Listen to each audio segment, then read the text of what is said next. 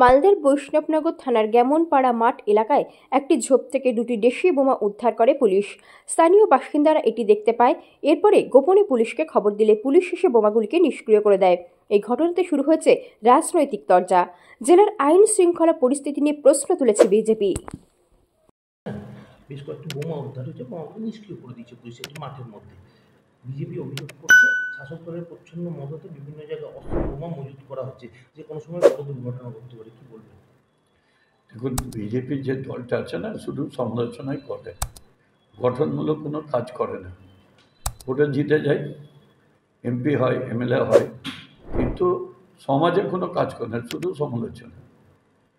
ওখানে বোম পেতেই পারে, এত বড় বিরাট জায়গায় পুলিশ ধরছে, অ্যাকশন নিচ্ছে। আমি কোর্টে প্র্যাকটিস করছি, তো ওদিন দেখলাম একটা কেস এলো আমার কাছে, দেখছি যে বোমটা পড়েছিল, পুলিশ উদ্ধার করলো। যে জমির মালিক তার নামে কেস হলো না, বাইরে বাইরে লোকদের নামে কেস করে দিল। এটা হতেই পারে, কি করছে। কিন্তু বোম নিয়ে যদি কেউ আক্রমণ করতো, বোম নিয়ে মারতো, দুই দলের মধ্যে লড়াই হতো, তাই পুলিশ দেখছে, পুলিশ অ্যাকশন নিচ্ছে। আমরা মালদা জেলার যে আইন শৃঙ্খলা আমরা দেখছি, গত এক মাসে দুটো তিনটা মার্ডার হয়ে গেল, পুলিশের উপরে গুলি চলল, ওপেন রাইফেল ফায়ার হচ্ছে খেলা উদ্বোধনে, এবং আজকে মাঠে বোম উদ্ধার হয়েছে।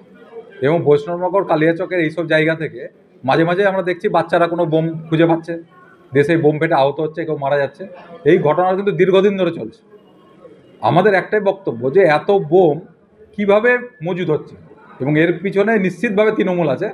শাসক দল না থাকলে এত বোম, এত অস্ত্র মালদা জেলার মানুষের হাতে আসবে না, এবং বেশিরভাগই তৃণমূল কর্মীদের কাছে এগুলো আসছে। তো স্বাভাবিকভাবে পুলিশ নিষ্ক্রিয় হয়ে আছে। যখন কোনো ঘটনা ঘটছে পুলিশ অ্যাক্টিভ হচ্ছে, আবার পুলিশ নিষ্ক্রিয় হচ্ছে। পুলিশের যে গোয়েন্দা যে বিভাগ, সেই বিভাগের কার্যকরিতা সম্বন্ধে কিন্তু মালদা জেলায় প্রশ্ন উঠেছে।